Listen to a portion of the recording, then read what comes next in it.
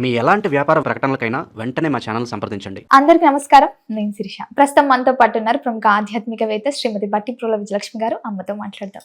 నమస్కారం అమ్మ. నమస్కారం అమ్మ. అమ్మ, ఈరోజు రామాయణం గురించి ముఖ్యంగా చూసుకుంటే వాల్మీకి రచించిన రామాయణంలో 7 కాండాలు ఉంటాయని అందరూ అంటుంటారు, ఉన్నాయి కూడా. మరి 5వ కాండం సుందరకాండం చాలా విశిష్టత.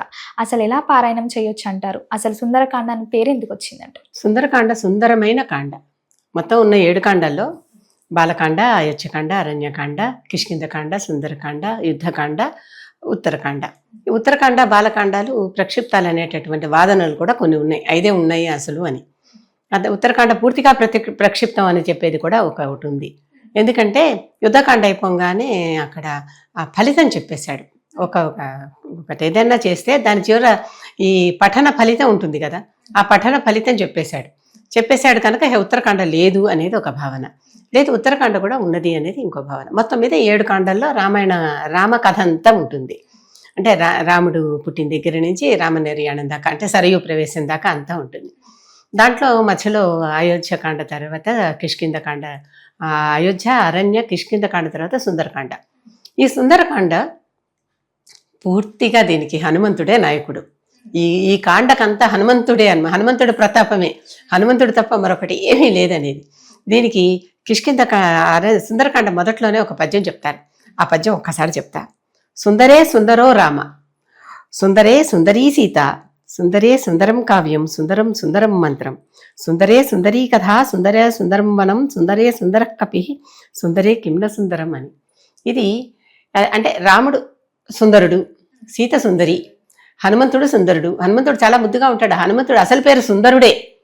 ఆ ఇంద్రుడు సూర్యుడి దగ్గరికి వెళ్ళి గడ్డం దవడ వాసిపోయిన తర్వాత హనుమంతుడు అని పేరు వచ్చింది. ఆంజనేయసుతుడు కనుక ఆంజనేయుడు అనే పేరు వచ్చింది. అసలు పెట్టుకున్న పేరు సుందరుడు, ముద్దుగా ఉన్నట్ట, అందుకని సుందరుడు అని పేరు పెట్టారు. ఆ కథ సుందరం. ఆ అడవి, ఆ అమ్మాయిని ఒక అశోకవనంలో బంధించారు కదా సీతని, ఆ అడవి అంతా సుందరం. అసలు ఈ కావ్యమే సుందరం. దీంట్లో ప్రతి అక్షరం మంత్రమే, ప్రతి పద్యం మంత్రమే, అన్ని సుందరాలే. అసలు దీంట్లో సుందరం కానిదేంది అంటాడు. సుందరం కాని వస్తువు అసలు దీంట్లో లేదు అంటాడు. అంత గొప్పగా హనుమత్ రామాయణం రాసి సుందరకాండ కూడా రాసుకున్నట్టు. దాంట్లో రాస్తే అసలు అంతా నీ గురించే కదా రాసేవన్నారు అందరూ. అసలు హనుమంతుడు తప్ప దీంట్లో ఇంకొకరు ఎవ్వరు కనిపించరు మనకి. ఎవరి పాత్ర ఎక్కువ ఉండదండి. మిగిలినవన్నీ చిన్న చిన్న వేషాలే. అంటే ఇతందే మొత్తం విజృంభించేసి మొత్తం కాండ మొదటి నుంచి చివరి దాకా సముద్ర లంఘనంతో మొదలవుతుంది. సముద్రం లంఘించాడు, వెళ్ళాడు అక్కడికి. లంఘించడం అంటే అసలు ఆటంకాలు వచ్చినా కూడా హనుమంతుడు మనకి ఎంత గొప్ప ఉదాహరణ అంటే, మనుషులకి ఆటంకాలు వచ్చినా ఎలా ఎదురెళ్ళాలి. మొట్టమొదట చాలా మర్యాదగా మైనాక పర్వతం వచ్చి, నేను మీ నాన్నకి స్నేహితుడిని, మీ నాన్న నా ప్రాణాలు కాపాడాడు, కాసేపు దగ్గర ఉండి విశ్రాంతి తీసుకుని వెళ్ళు అంటాడు. అంటే మంచిగా సామంగా అడగటం అనమాట. అడిగితే దానికి తాకి, నీతో చేయి తాకితే నీకు ఉన్నట్టే, నేను నీతో అని చెప్పేసి, లేదు నేను పెద్ద రామకార్యం మీద వెళ్తున్నాను, మధ్యలో ఆగే మాటలు లేవు అసలు అని వెళ్ళిపోతాడు. అంటే మర్యాద చేసి దండలేసి కూర్చోమంటే కూర్చోకూడదు. మన గమ్యం ఏదో ఆ గమ్యం చేరేదాకా విశ్రమించకూడదు. అర్థమైందా అని వెళ్ళిపోయాడు. ఆ తర్వాత ఇంకొంచెం దూరం వెళ్ళిపోయాక మళ్ళీ ఆ ఛాయాగ్రాహి ఇది వస్తుంది, వచ్చి అది నీడని బట్టి ఇలా లాగేస్తుంది కిందకి, సముద్రంలో గుంజేస్తూ ఉంటుంది. చివరికి ఈయన తన బలం చూపించి దానిని ఇలా చించేసి వెళ్ళిపోతాడు. ఆ తర్వాత ఇంకొంచెం ముందరకు వెళ్ళాక ఒక సింహిక అని ఒక రాక్షసు వచ్చి, నాగమాత నా నోట్లోంచి వెళ్ళు, నాకెవరినైనా నా దారిలో వచ్చిన వాళ్ళని నేను భుజించేసే వరం నాకు ఉందంటుంది. అప్పుడు ఇంత చేసింది నోరు చేయంగానే ఈయన ఇంత శరీరం పెంచాడు. మళ్ళీ అది ఇంత పెంచింది. ఇద్దరు పెంచుకుంటూ వెళ్ళి పెద్ద శరీరంగా అయిపోయాక ఆ పెద్ద నోరు చేసింది సింహిక. అప్పుడు చిన్న అవతారంలోకి మారిపోయి గబుక్కుని వచ్చేసాడు.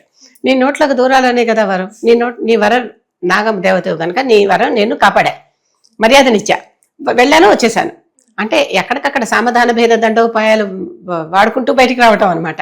ఆ తర్వాత వచ్చేసాడు. అక్కడి నుంచి వచ్చేసి బయటకు వచ్చాక లంకెని ఎదురైంది.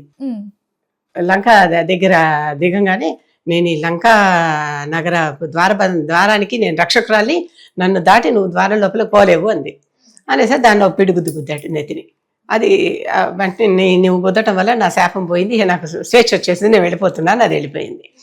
లంకిని అంతవరకు రావణ నగరం అప్పటిదాకా అసాధ్యం, ఎవరికి లోపలికి వెళ్ళలేదు, లంకిని పర్మిషన్ లేనిది. వాళ్ళకి పర్మిషన్స్ ఉన్నాయి, అంటే గేట్ పాసులు ఉన్నట్టు. వాళ్ళందరికీ గేట్ పాసులు ఉన్నాయి, వాళ్ళు వెళ్ళిపోతారు. కొత్త వాళ్ళు ఎవరు రావడానికి లేదు. అందుకనే రావణుని ఎవ్వరూ ఏమీ చేయలేకపోయారు అప్పటిదాకా. ఈ లంకిని వలన దాన్ని అక్కడ కూర్చోబెట్టాడు. ఇది అందరినీ తినేస్తోంది, చంపేస్తోంది, తినేస్తోంది, రానియటం లేదు అక్కడికి. ఈ హనుమంతుడు లోపలికి వెళ్ళాడు. నన్ను చంపావు అంటేనే నీకు ఈ రాజ్యానికి సమయం అయిపోయింది అని అర్థం, అంటే దీని ఆయుష్ వెళ్ళిపోయింది, వెళ్ళు అంటుంది. వెళ్తాడు లోపలికి. అంటే ఎలా ఎన్ని అడ్డాలున్నా అసలు పని ఏంటి? సీతను గుర్తుపట్టడం. ఉందా లేదా సీత అని అక్కడ చెక్ చేసుకోవటం, అంతే కదా. కనుక వెళ్తాడు. వెళ్ళి అక్కడ అసలు చూస్తే ఎక్కడ చూసిన బ్రహ్మాండమైన స్వర్ణ గోపురాలు, స్వర్ణ మందిరాలు, ఇళ్లే బంగారంతోనూ వజ్రాలతోనూ కట్టుకున్న ఇళ్ళు. మహాధనికుడు అన్నమాట. అంత ధనికుడు, అంత రాచరికపు వ్యవస్థ, అంత నాగరిక పట్టణం ఇంకెక్కడా కనిపించదు. అలాంటి చోట ఇదంతా. అక్కడికి వెళ్ళి చూస్తే సరే ప్రతి అంతఃపురంలోనూ దూరాడు చూద్దామని. అంటే ఆడవాళ్ళు కదా అంతఃపురంలో ఉంచుతారనే ఉద్దేశం. కనుక ప్రతి చోట వెళ్ళాడు. ప్రతి చోటకి ఇక్కడికా అని అన్ని చోట్లకి వెళ్ళాడు. ఎక్కడ చూసినా ఎక్కడ కనిపించలే. పైగా స్త్రీలందరూ విచ్చలవిడిగా నగ్నంగా ఒకళ్ళతో ఒకళ్ళు సంగమిస్తూ అలాంటి పరిస్థితులన్నీ కూడా చూశాడు. ఈయనేమో చిన్న సూక్ష్మ రూపంలో ఉన్నాడు కనుక ఈయన వాళ్ళకి కనిపించలేదు. ఈయనకు అదృశ్యమయ్యే శక్తి అస్తారు, అష్టసిద్ధులు ఉన్నాయి కదా, కనుక కనిపించాలనుకుంటే కనిపిస్తాడు, లేకపోతే కనిపించడు. ఆ రూపంలో వెళ్ళాడు అక్కడికి. వెళ్ళి అసలు అంటే ఎంత నిగ్రహంగా, స్త్రీలని అలా చూసి కూడా నిగ్రహంగా వెనక్కి అలా రావాలి అనేది ఒక అక్కడ చెప్తాడు. మన పబ్ కల్చర్ అంటారే, ఆ పబ్ కల్చర్ అక్కడ ఉంటుంది. అందరూ తాగి రకరకాల ఈ సోమరసాలు అన్ని తాగి వాళ్ళందరూ మత్తులో మునిగి తేలుతున్నారు. అసలు అక్కడంతా ఎంతసేపటికి వాళ్ళంతా వేశ్యా బృందం అంటాడు. పిచ్చి పిచ్చిగా నృత్యాలు చేసుకోవటం, పిచ్చి పిచ్చిగా తాగటం, స్త్రీలు అని కూడా తెలియకుండా ఒకళ్ళతో ఒకళ్ళు ఉండటం, పురుషులు అవతల వాడు ఎవరో కూడా తెలియకుండా ఉండటం, ఇన్ని మందిరాలు చూశాక ఒక్కసారి అసలు అతనికి ఇవన్నీ చూశాక మా సీతమ్మ ఇలా ఉండదు అనిపించింది. ఇంతమందిని చూసి కూడా ఎక్కడా చెల్లించాల ఆ నిగ్రహం. నాకు సీతే కావాలి, వీళ్ళు సీత కాదు అనేది నిర్ణయించుకున్నాడు. మళ్ళీ అక్కడి నుంచి ఇంకా ముందరికి వెళ్ళాడు. వెళ్ళాక అక్కడ హనుమంతుడి అదే ఆంజనేయ రావణాసురుడి అసలైన అంతఃపురం కనిపించింది. వీళ్ళందరూ ఆయన భోగ బృందం. ఆయన కోసం ఎంతమంది వచ్చేసి ఆయన ఎవరు కాదనలేదు కదా, సీత తప్ప. వాళ్ళందరూ అయిపోయాక అక్కడ మండోదరి ఒక మంచం మీద పడుకుని కనిపించింది. మండోదరిని చూసి చాలా చక్కగా చూడంగానే చాలా మంచి పతివ్రతలాగా అలా కనిపించింది. అరే ఈవిడే సీత అయ్యి ఉండొచ్చు అని కాసేపు తోక ముద్దు పెట్టుకుని డాన్సులు చేశాడు. చేశాక తీరా చూస్తే రాముడిని వదిలేసిన సీత ఇన్ని అలంకారాలు అలంకరించుకుని మంచం మీద పడుకుని నిద్రపోతుందా? అసలు ఆవిడకి నిద్ర వస్తుందా? అబ్బే ఈవిడ కూడా సీత కాదు అని నిర్ణయించుకున్నాడు. మండోదరిని చూసి కాసేపు సీత అనుకుని ఊగాడు. ఆవిడ సీత కాదని గ్రహించేసుకున్నాడు. చేశాక మళ్ళీ బయలుదేరాడు. అసలు ఈ రావుణ్ణి కాదన్నాక ఆవిడ ఇలాంటి అంతఃపురాల్లో ఇలాంటి మణిమయ స్తంభాలు ఉన్నటువంటి ఇళ్లల్లో ఉంటుందా? లాభం లేదు అనుకున్నాడు. అడవులు వనాల మీద పడ్డాడు. ఆ దారిలోనే విభీషణుడు కూడా కనిపించాడు. విభీషణుడు ఒక్కడింటి నుంచే హరినామం వినిపిస్తోంది. విభీషణుడు హరిభక్తుడు, హరినామం వినిపిస్తోంది కనుక ఈ విభీషణుడు ఎప్పటికైనా మనకి మేలు చేస్తాడు, అంటే మనకి సహకరిస్తాడు అనేది నిర్ణయించుకున్నాడు. అందుకే విభీషణుడు తిరిగి వచ్చి శరణు వెళ్ళినప్పుడు కూడా ఈయన్ని నమ్మచ్చు, ఈయనొక్కడే ఆ ఊరు మొత్తం మీద హరిభక్తుడు అని చెప్తాడు. హనుమంతుడు సర్టిఫై చేశాక రాముడు విభీషణుడిని తన వాటిలోకి చేర్చుకున్నాడు, తన సేనలోకి వెళ్తాడు. మళ్ళీ వెళ్ళి అక్కడ అడవుల్లో వెతుకుతుంటే ఒక చెట్టు కింద నీరసంగా ఈవిడ కనిపిస్తుంది, కూర్చుని ఉంది. చుట్టూ రాక్షసకాంతలుండి ఆవిడని ఏడిపిస్తున్నారు. నిన్ను తినేస్తాం, చంపేస్తాం, నీ నెత్తురు తాగేస్తాం, ఇలాంటి మాటలన్నీ అని ఆవిడ వేధిస్తున్నారు. అదే సమయంలో రావణాసురుడు కూడా చక్కగా ఒక పానపాత్ర పట్టుకుని మత్తిల్లి బాగా తాగేసి ఉండి సీతకు వచ్చి వార్నింగ్లు ఇస్తాడు. ఆ పక్కన రావణాసురుడు మరో భార్య జానమాలిని ఉండి ఆవిడ నీకెందుకు, నేను ఉన్నాను కదా, నిన్ను అన్ని రకాలుగా సంతృప్తి చెందుతాను, తీసుకురా అని భర్తని తీసుకెళ్ళబోతూ ఉంటుంది ఆవిడ. సీతను వదిలేయి అని. సీతకి మాత్రం నీకు ఇక్కడి నుంచి 4 రోజులు టైం ఇస్తున్నా, ఈ 4 రోజుల టైంలో నువ్వు మారిపోయి నా దగ్గరకు వచ్చావా సరే, నన్ను ఒప్పుకున్నావా సరే, లేదంటే మాత్రం నిన్ను వండించి నా వంటశాలలో అందరికీ భోజనం పెట్టిస్తా అంటాడు. మానవ మాంసం పెట్టిస్తా అంటాడు. సీత ఏమి చేసినా కూడా లొంగకుండా ఒక గడ్డి పరక తీసుకుని, గడ్డి పరకతో అయినా మాట్లాడతాను కానీ నీతో మాట్లాడను అన్నట్టుగా ఆ గడ్డి పరకతో నేను లొంగను, ఎప్పటికైనా నా రాముడు వస్తాడు, నన్ను తీసుకెళ్తాడు అని చెప్తుంది. అంత నమ్మకం. ఇవన్నీ ఈ చెట్టు మీద కూర్చుని ఈ కపి విన్నాడు వానరుడు. విన్నాక ఈవిడ సీత అని నిర్ధారణ అయిపోయింది. తనకు నిర్ధారణ అయిపోయింది. సరే ఆవిడని నమ్మించడం ఎట్లా, నేను రాముడు దూతనని. ఇక్కడ వీళ్ళందరూ రకరకాల శరీరాలు వేసుకుని ఉన్నారు. వీడు ఏ క్షణంలో ఏ శరీరం కావాలంటే కామరూపం ఆ శరీరం పొందుతున్నారు వాళ్ళు, ఆ విధంగా వస్తున్నారు వాళ్ళు. ఇలా దడిపిస్తున్న రావణాసురుని జానమాలిని నెమ్మదిగా దారి మళ్ళించి తీసుకెళ్ళిపోయింది. వెళ్ళిపోయాక సీత చాలా దుఃఖపడిపోయి ఎట్లాగో 4 రోజుల లోపల చంపేస్తాడు, అసలు నేను ఇక్కడ ఉన్నానని రాముడికి తెలిస్తే కదా రావటానికి, తెలియాలి కదా అని అనుకుని ఆ చెంగుని చెట్టు కొమ్మకి ముడివేసి ఉరేసుకుందాం. ఈ ఉరి వేసుకోవటం అంతకుముందు హనుమంతుడు కూడా ఒకసారి ఎక్కడా దొరకకపోతే నేను ఇప్పుడు సీత దొరకలేదని వెళ్ళి చెప్తాను వాళ్ళకి, ఏమవుతుంది అందరూ దుఃఖపడిపోతారు, సీత దొరకలేదు కనుక ఆ దుఃఖానికి ముందర రావణుడు చనిపోతాడు, రాముడు చనిపోతే లక్ష్మణుడు చనిపోతాడు, వీళ్ళిద్దరిని చూసి సుగ్రీవుడు చనిపోతాడు, స్నేహితుడు కదా. ఇది విని భరత లక్ష్మణ శత్రుఘ్నుడు వాళ్ళు అక్కడ చనిపోతారు, అందరినీ చంపేసి నేను వెళ్ళి ఈ సీత కనపడలేదనే వార్త చెప్పటం ఎందుకు వీళ్ళకి, కనుక నేనే చనిపోతా అనుకున్నాడు. అనుకుని అంటే మనిషిలో సూయిసైడల్ టెండెన్సీ గురించి చెప్పాలి ఇక్కడ. ఆ సూయిసైడల్ టెండెన్సీ నాకు ఇప్పుడు నేను చనిపోతే అవుతుంది, వాళ్ళకి వార్త చేరదు అంతే కదా, కనుక ఇంకా ఎక్కడో ఉందనుకుని ఎత్తుక్కుంటూ ఉంటారు అనుకుంటాడు. అనుకున్నాక మళ్ళీ అనుకుంటాడు, అసలైనటువంటి మనిషి అంటే ఏదైనా సాధించాలి కదా, అనుకున్న దాన్ని చేయాలి కదా, చేయకుండా నేను ఇలా మధ్యలోనే ఇలాగా నిర్వేదం చెంది నిస్పృహగా నిరాశగా ఇలా అయిపోవటం ఎందుకు, పోతే ఇంకా ఉంది సమయం, వెతుకుదాం, ఇంకా మిగిలిన చోటంతా కూడా వెతుకుదాం అని వనాల్లోకి బయలుదేరతాడు. అప్పుడు సీత కనిపిస్తుంది. అంటే ఎంత సూయిసైడల్ టెండెన్సీ వచ్చినా ఆ క్షణం కాసేపు ఆలోచించి నిగ్రహించుకుని నిలిస్తే చనిపోరు. అంటే అసలు చేయాల్సిన పని ఇంకా చాలా ఉంది, ఆ గెలవాలి, ఎక్కడో ఓటమి చెంది చనిపోవాలనుకుంటున్నారు, ఆ ఓటమి చెందటం కాదు, దాంట్లో గెలవాలి అనేటటువంటి ఊహ రావాలి, ఊహ వచ్చి ముందరికెళ్ళాలి. అప్పుడు వెళ్ళి అక్కడ ఆవిడ చనిపోదాం అనుకుంటుంది, అక్కడ ఆవిడ ఉరేసుకుని దానికి తలకి తగిలించుకుంటుంటే పైనుంచి నెమ్మదిగా ఒక రామాయణ గానం మొదలుపెట్టాడు. రాజా దశరథో నామ రథకుంజర వాజిమాన్ అని చెప్తున్నాడు. రథాలు ఉన్నాయి, గుర్రాలు ఉన్నాయి, ఏనుగులు ఉన్నాయి, అటువంటి గొప్ప రాజుగారు, ఒక రాజుగారు దశరథుడు అనేవాడు ఉన్నాడు అంటాడు. అనేసరికి ఇవిడ తలెత్తి చూసింది, ఎక్కడో చెట్టు మొదల్లో ఇంత ఉన్నాడు, కనిపించలా. ఎవరబ్బా అసలు మా మామగారు పేరెత్తారు ఇక్కడ ఇలాంటి చోట, ఆయన రాజ్యం ఉంది, ఆయనకి బోల్డ్ అంత సైన్యం ఉంది అని చెప్తున్నాడు ఎవరు అని. నెమ్మదిగా అప్పుడు ఒక్కొక్కటి కథ చెప్పుకుంటూ ఉన్నాడు. రామ కథ విని ఇవిడ నెత్తిమించి వేసుకున్న ఉరి ముసుగు తీసేసి వెంట మొదలెట్టింది. నెమ్మదిగా ఆయన చెట్టు దిగొచ్చి ఈవిడ కనిపించేంత రూపం దాల్చి, ఈవిడ రూపం అంత రూపం దాల్చి నమస్కరించి, అమ్మ నేను రామదూతని, రాముడు పంపగా వచ్చానంటాడు. నిన్ను నమ్మటం ఎట్లా అంది. ఏమో ఇంతమందిలాగా నువ్వు కూడా ముందర సంతోషపడిపోయింది, చాలా సంతోషపడిపోయి రాముడు బాగున్నాడా లక్ష్మణుడు బాగున్నాడా అని అన్నీ అడిగింది. ఆ పేర్లన్నీ ముందర ఈయనే చెప్పేశాడు. తర్వాత అనుమానం వచ్చింది, ఇది కూడా రావణమాయేమో, కావాలని నన్ను మోసం చేయడానికి ఇట్లా వచ్చాడేమో అన్న అనుమానం వచ్చి, అసలు నిన్ను నమ్మటం ఎట్లా, నువ్వు నిజంగా అక్కడి నుంచే వచ్చావని నమ్మటం ఎట్లా అని. అప్పుడు రాముడు ఇచ్చిన ఉంగరం చూపించి, ఇదిగోనమ్మా రాముడు ఉంగరం ఇచ్చాడు, ఈ ఉంగరం చూడు, ఈ ఉంగరం చూస్తే నీకు ఇది రాముడు అని నువ్వు గుర్తుపడితే ఇది ఆయింది అని ఇచ్చాడు. ఆ ఉంగరం రాముడిదే. ఆవిడ గుర్తుపట్టాక చాలా సంతోషించింది. ఆ తర్వాత అంటే విజయం సాధించాడు. కావ్యంలో ఒక ఒక ఛాలెంజ్ ఉండాలి, ఆ ఛాలెంజ్కి తగ్గట్టుగా దానిని మనం గెలవాలి, ఆ ఛాలెంజ్ని గెలవటం ఉంటుంది. మధ్యలో ఎన్ని ఆటంకాలు ఎలా వచ్చాయో చూడు, ఎన్ని ప్రలోభాలు వచ్చాయో. ఆ పానశాలలో ఇతను కూడా తాగేసి మత్తుగా పడిపోయి ఉండొచ్చు. అవును.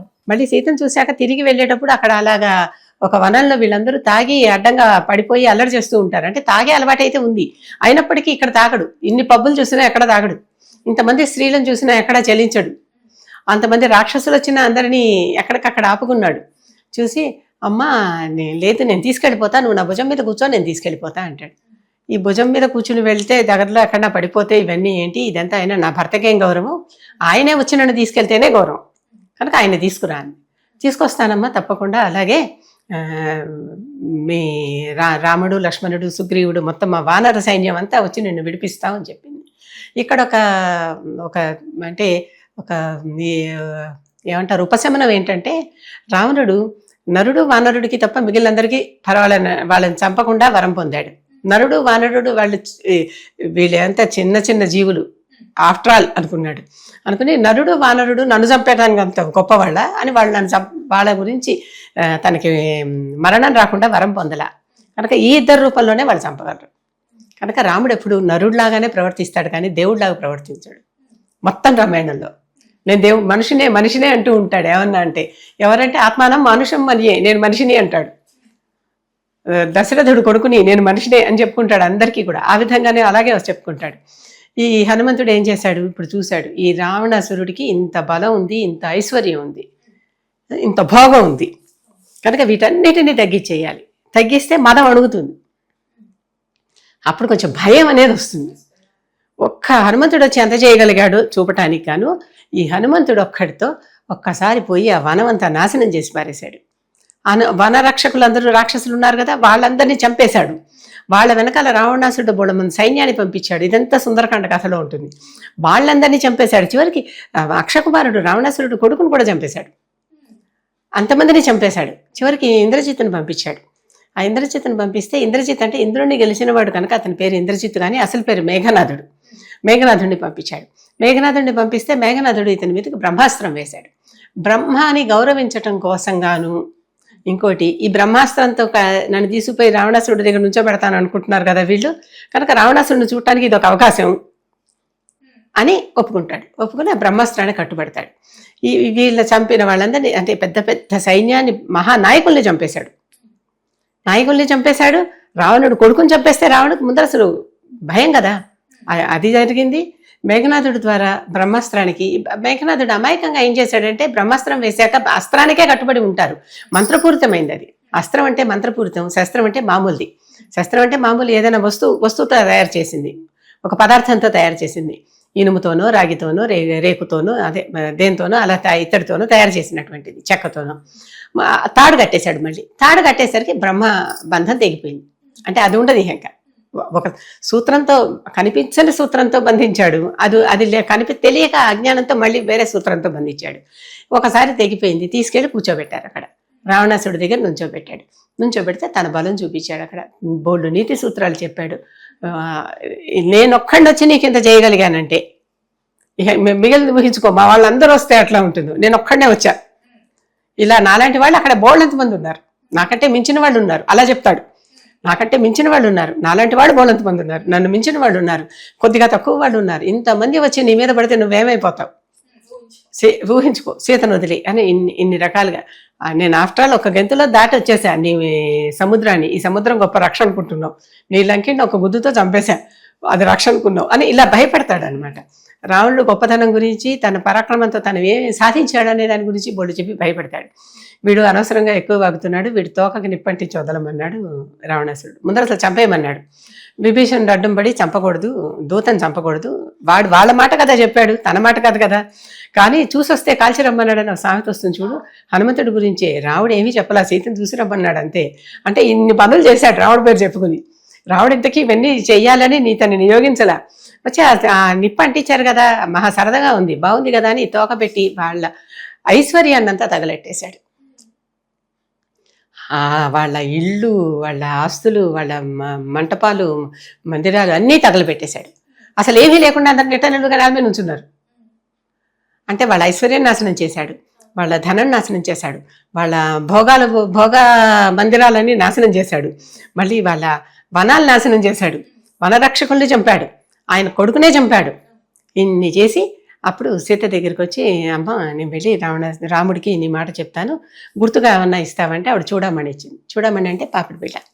ఈ పాపిడి బిళ్ళ స్త్రీలందరూ ఇప్పటికి పాపిట్లో కుంకుమ పెట్టుకోవటం. నార్త్ ఇండియాలో కొంతమంది పెళ్ళయ్యాక తప్పనిసరిగా ఇక్కడ పాపిడి బిళ్ళ పెట్టుకుంటారు, వదలరు వాళ్ళు.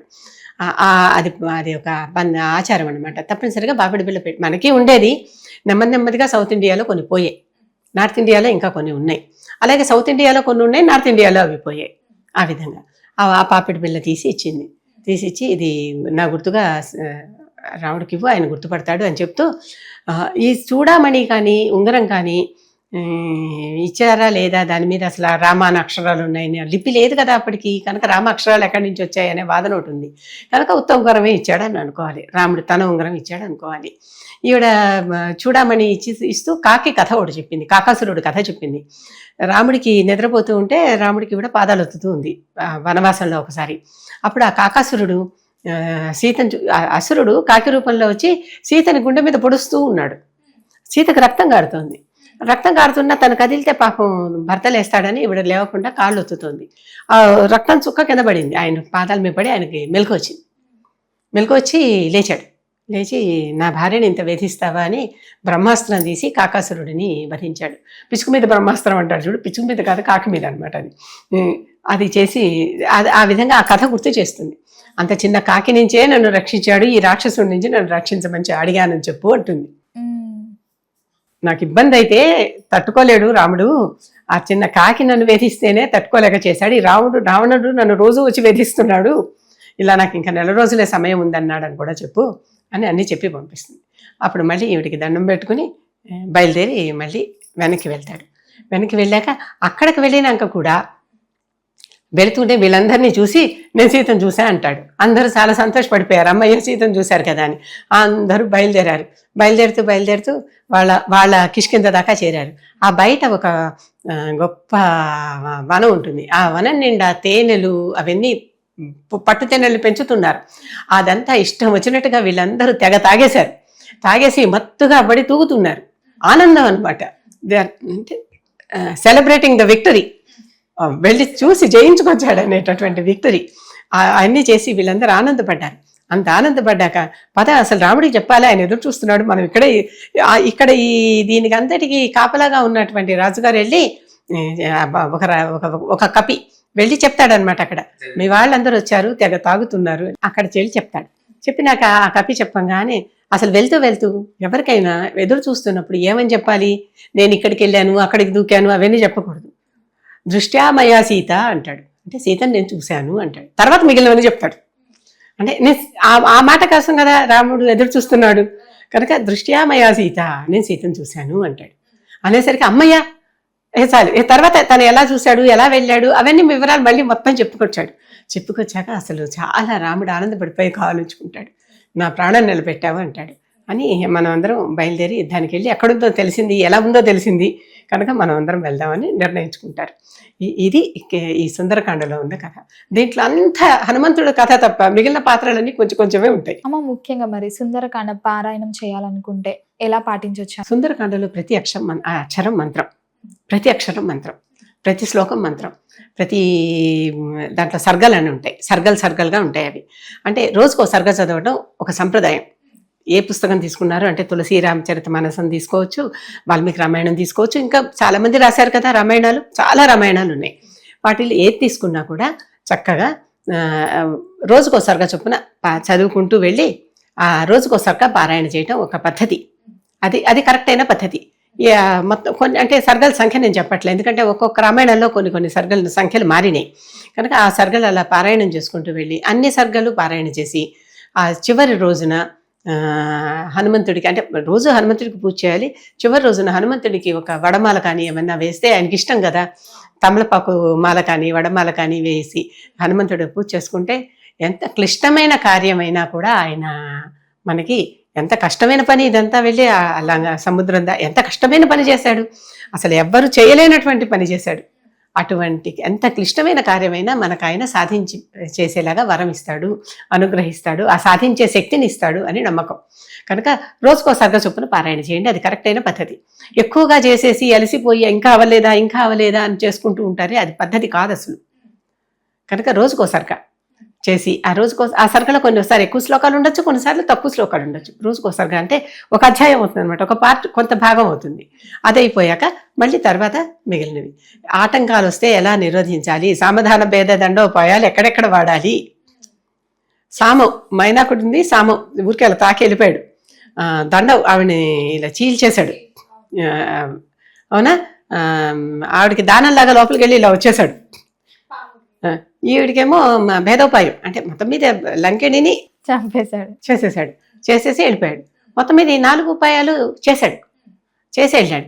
అక్కడ అంతమంది మనోహరమైనటువంటి అసలు వస్త్రాలు ధరించినటువంటి స్త్రీలు కనిపించిన, అన్ని భోగ పాత్రలు, అన్ని భోగ వస్తువులు అక్కడ కనిపించిన స్త్రీలతో సహా. ఆ రోజుల్లో స్త్రీలు వస్తువులతోనే సమానం. అందుకనే ఈ రోజుల్లో కూడా ఎవరెవరిలాగా ఉండాలి అనేది ఆ రామాయణ పాత్రలో, రామాయణంలోని రావణ అంతఃపురంలో వేసేలాగా అంటే వస్త్రధారణ చేసుకుంటారా, లేదా మామూలుగా అందరిలాగా మండోదరి మంచిగా ఉంటుంది, సీత మంచిగా ఉంటుంది, అలా చేసుకుంటారా అని అందరికీ ప్రశ్న అనమాట. ఏది మీరు ఒప్పుకుంటున్నారు, మీరు ఏ రూపంలో ఉండాలని మీరు భావిస్తున్నారు? అలాంటి వాళ్ళని చూసినా చలించకుండా ఉన్నటువంటి నిగ్రహం, ఆ నిగ్రహం ఒకటి, ఆ పట్టుదల ఒకటి. చనిపోదామని అనుకున్నప్పటికీ కూడా చనిపోతే ఏమొస్తుంది, ఎలా అయినా నేను సీతను కనిపెట్టకపోతే ఇంకా ఎవరు వస్తారు, అసలు నేనే ఎంతో ఇబ్బందుల మీద వచ్చాయి ఇక్కడికి, కష్టపడి మొత్తం మీద రామనామాన్ని నమ్ముకుని వచ్చాయి ఇక్కడికి. ఇంకా ఎలా ఎవరు రాగలుగుతారు? జాంబవంతుడు అంటాడు మొదట్లో, నేను హనుమంతుడు తప్ప ఇది ఎవరు దాటలేరు ఈ సముద్రం, నేనేమో ముసలివాడిని అయిపోయా, ఒకప్పుడు దాటేవాడిని ఇప్పుడు దాటలేను అంటాడు. అంటే ఇప్పుడు జాంబవంతుడు వృద్ధుడైపోయాడు, ఇక నేను దాటాలి. మిగిలిన వాళ్ళందరూ వంతెన మీద దాటారు కానీ ఇలా గాల్లో ఎవరు దాటలే కనుక ఎవరు దాటుతారు ఇంకా? కనుక నేను చెప్పకపోతే అసలు విషయం ఎలా తెలుస్తుంది? ఇప్పుడు నేను చచ్చిపోతే ఏమైపోతుంది, మొత్తం అంతా అభాస అయిపోదు అనుకుని మళ్ళీ లేచి బయలుదేరాడు అనమాట. ఆయన ఆత్మహత్య చేసుకోబోతున్న సీతని నివారించాడు, ఆవిడికి ధైర్యం చెప్పాడు, ఆవిడకి ఉంగరం ఇచ్చాడు, చూడమని తీసుకున్నాడు. చక్కగా మళ్ళీ వీళ్ళందరినీ వచ్చి వీళ్ళకి చెప్పాల్సిన నీతి పన్నాలన్నీ వీళ్ళందరికీ చెప్పాడు, వాళ్ళకి చేయాల్సిన నష్టం అంతా చేశాడు. అసలు సగం లంక కుదేలైపోయింది హనుమంతుడు వచ్చేసరికి, హనుమంతుడు వచ్చి వెళ్ళేసరికి. ఇక మిగిలిన సగం లంకని వీళ్ళందరూ జయించారు. అమ్మ మొత్తం మీద మాకు తెలియని ఎన్నో మంచి విషయాలు తెలియజేసినాక ధన్యవాదాలు.